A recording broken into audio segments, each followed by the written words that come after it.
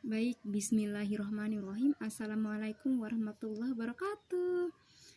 Perkenalkan, nama saya Ima Sasdianti. Saya dari kelas 3D PIAUD, Universitas Islam Negeri Mataram. Di sini saya akan menjelaskan tentang materi gangguan bicara bahasa pada anak usia dini. Langsung saja, apa sih gangguan bicara pada anak usia dini itu?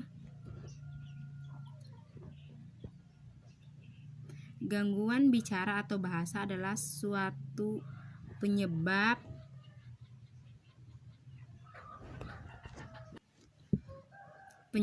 gangguan perkembangan yang paling sering ditemukan pada anak. Penyebab keterlambatan bicara sangat luas dan banyak. Gangguan tersebut adalah ada yang ringan sampai yang berat, mulai dari yang bisa membaik hingga yang sulit untuk membaik. Terus keterlambatan bicara fungsional merupakan penyebab yang sering dialami oleh sebagian anak, seperti di lingkungan saya sekarang. Banyak anak yang tidak bisa berbicara sesuai dengan usianya.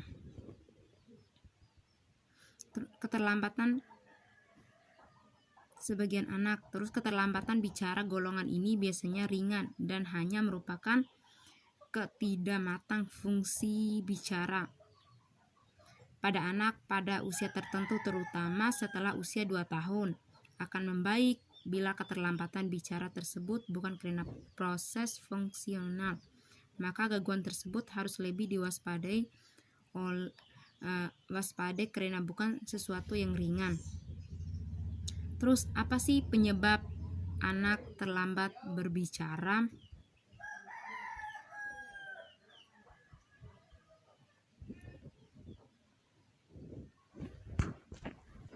Yang pertama, masalah pada bagian mulut. Bisa saja kan penyebab anak terlambat bicara salah satunya adalah karena ada masalah dengan mulut. Penunda bicara dapat mengidentifikasikan masalah pada mulut, lidah, atau langit-langit. Kondisi ini biasanya disebut dengan aniklosia atau pengikat lidah, sehingga mempersulit pembuat suara tertentu. Masalah lain yang bisa menjadi penyebab anak terlambat bicara anak langit-langit, mulut sumbing, terus tak hanya bibir sumbing, frenulu pendek yang tidak bisa mempengaruhi produksi ucapan, sehingga anak mulai menunjukkan tanda-tanda keterlambatan bicara. Terus yang kedua, gangguan bicara dan bahasa.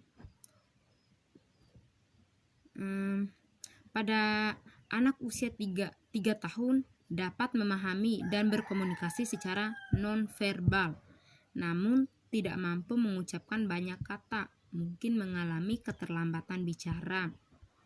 Sementara itu, anak yang dapat mengucapkan beberapa kata tetapi tidak dapat memasukkan ke dalam frasa yang dimengerti mungkin mengalami keterlambatan bahasa.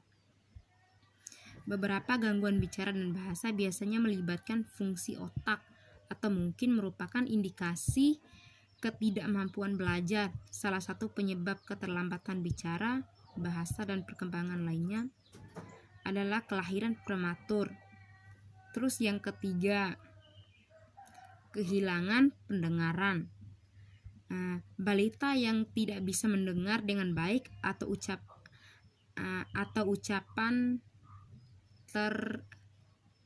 terdistoris, maka kemungkinan besar akan kesulitan membentuk kata-kata. Salah satu tanda gangguan pendengaran adalah tidak mengenali seseorang atau objek saat kamu menamainya, namun melakukannya jika menggunakan isyarat. Terus anak yang mengalami gangguan pendengaran mungkin akan kesulitan untuk memahami pembicaraan di sekitar serta vokalisasinya sendiri. Hal ini menyebabkan anak menjadi sulit untuk memahami dan menguasai kata-kata tertentu, kemudian menghambatnya meniru perkataan serta menggunakan bahasa dengan lancar atau benar. Terus yang keempat, kekurangan stimulasi lingkungannya. Belajar berbicara biasanya akan lebih mudah jika langsung ikut serta dalam percakapan. Oleh karena itu, jika tidak ada yang terlibat untuk berbicara sehari-hari, maka anak sulit untuk memahami ucapan dan menyebabkan keterlambatan bicara. Lingkungan memainkan peran penting dalam perkembangan bicara dan bahasa. Terus pengabaian atau kurangnya stimulasi verbal dalam menghalangi anak mencapai tongkat perkembangan dalam berbicara. Terus yang kelima, gangguan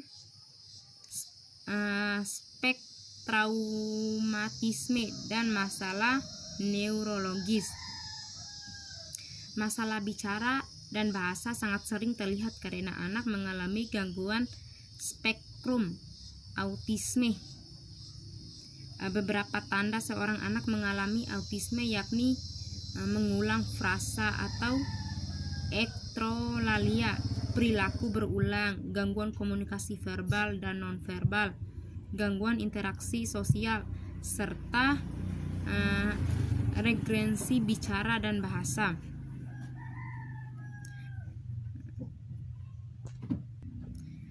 Selain autisme, penyebab anak terlambat bicara lainnya adalah masalah neurologis. Gangguan neurologis tertentu dapat memengaruhi otot yang diperlukan untuk berbicara, termaksud Ceberlas palsi, distrofi otot, dan cedera otot traumatis. Terus dalam kasus Ceberlas palsi, gangguan pendengaran atau perkembangan lainnya juga bisa mempengaruhi kemampuan berbicara. Oleh karena itu, untuk masalah ini maka ada baiknya untuk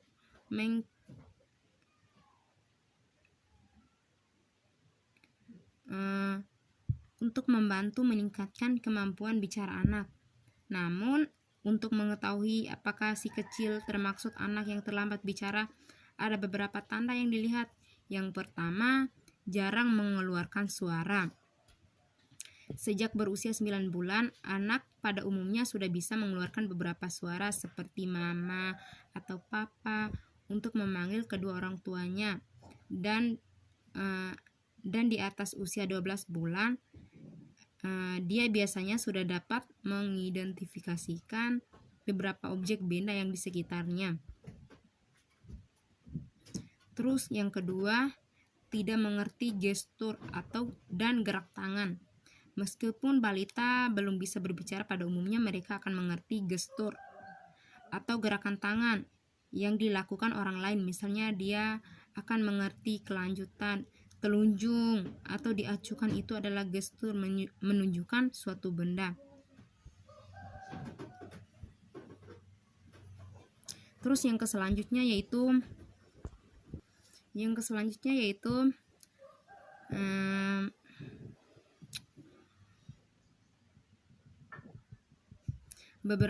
beberapa hal yang dilakukan untuk membantu anak mulai belajar bicara adalah, ini khusus kita sebagai pendidik dan orang tuanya.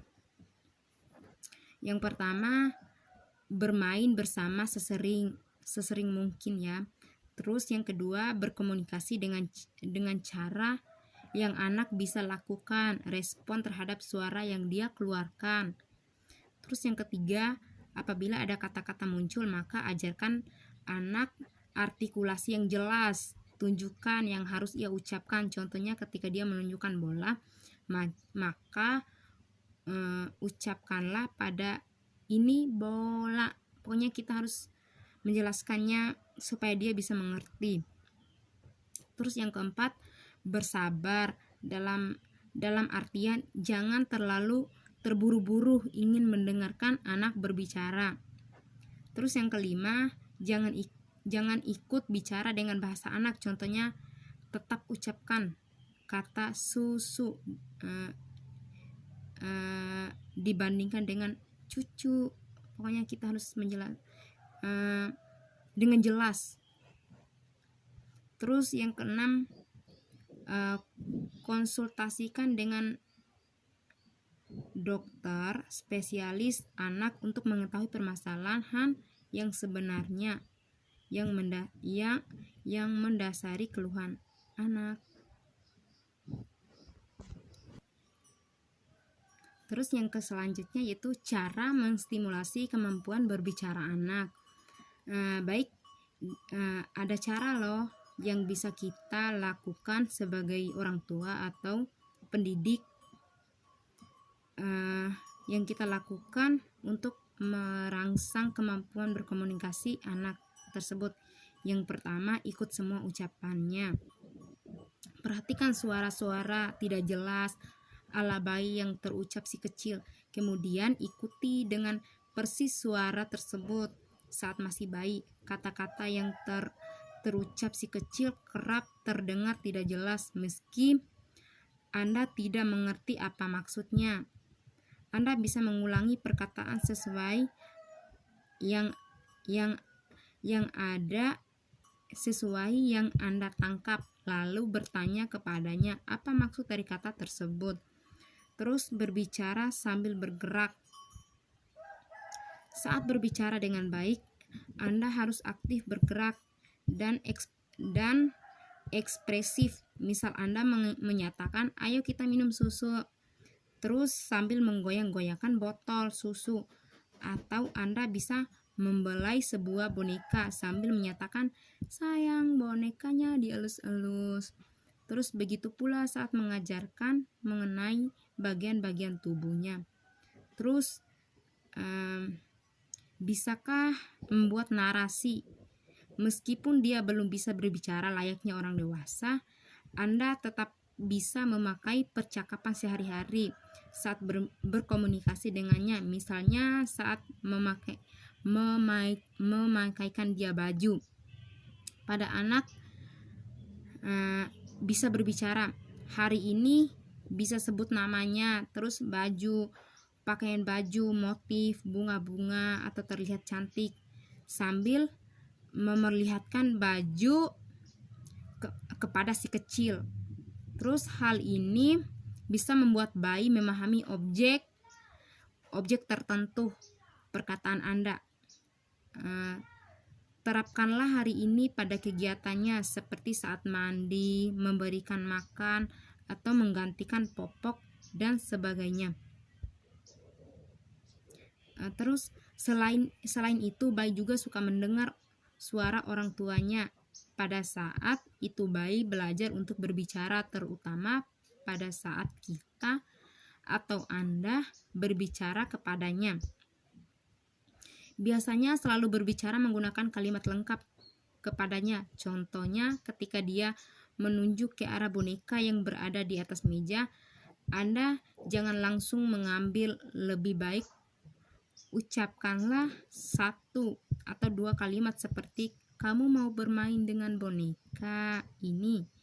Terus ketika dia merespon dengan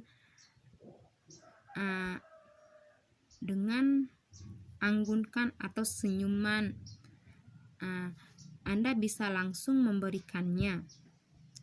Terus kembali menjadi anak kecil. Ketika memiliki anak, terkadang orang tua harus bisa berakting menjadi anak kecil. Ajak si kecil untuk bermain, berpura-pura, atau membayangkan sesuatu untuk mengembangkan kemampuan verbalnya. Misalnya berpura-pura menelpon ayah dengan teleponan mainannya. Terus puji perkembangannya, selalu memberi pujian, senyuman, dan pelukan tiang kali dia mengeluarkan suara atau kosakata baru. Pada umumnya, bayi belajar berbicara dari reaksi orang-orang di sekitarnya. Terus kesimpulan dari materi saya itu, orang tua harus tetap memperhatikan perkembangan anak dari riwayat terlambat bicara, walaupun anaknya sudah dapat berkomunikasi dengan baik setelah dilakukan terapi bicara.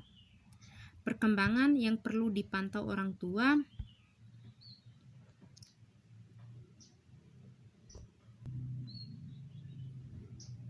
seperti prestasi akademik anak, terutama yang berhubungan dengan membaca, menulis, memahami kalimat, dan perkembangan emosi anak. Sekian materi dari saya. Mohon maaf atas kekurangannya. Assalamualaikum